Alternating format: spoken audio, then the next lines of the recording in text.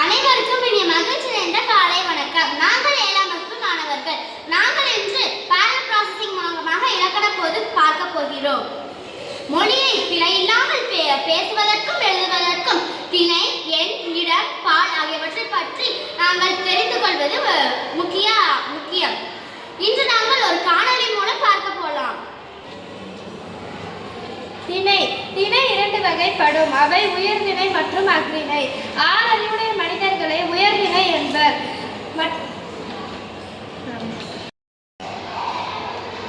திணை இரண்டு வகைப்படும். அவை உயர்திணை மற்றும் அஃறிணை. உயர்திணை ஆறறிவுடைய மனிதர்களை உயர்திணை என்பர்.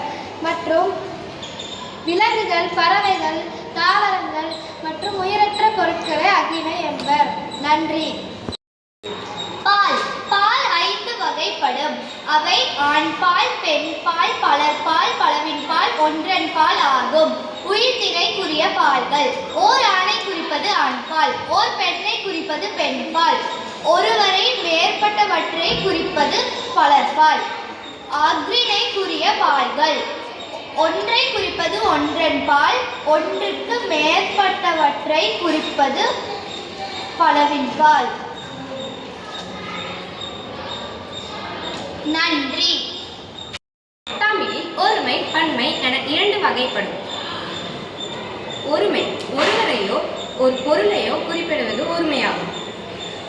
பன்மை பல பொருட்களை குறிப்பிடுவது பன்மையாகும். நன்றி. மூவிடம் மூன்று வகைப்படும்.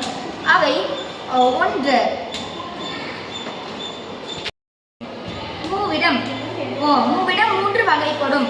அவை ஒன்று தன்மை, இரண்டு முன்னிலை, மூன்று படர்க்கை. தன்னை குறிப்பதுதான் தன்மை, முன்னாக இருப்பவர் குறிப்பதுதான் முன்னிலை. தன்னையும் முன்னால் இருப்பவர் அல்லாமல் மூன்றாவதாக இருப்பவர் தான் படர்க்கை ஆகும்.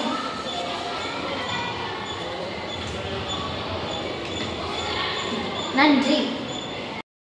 காலம் மூன்று வகைப்படும். இறந்த காலம், நிகழ்காலம், எதிர்காலம். இறந்து போன ஒரு செயலை குறிப்பிடுவது இறந்த காலம். நடந்து கொண்டிருக்கும் ஒரு செயலை குறிப்பிடுவது நிகழ்காலம். நடக்க போகின்ற அதே செயலை குறிப்பிடுவது தான் எதிர்காலம். நன்றி. வணக்கம்.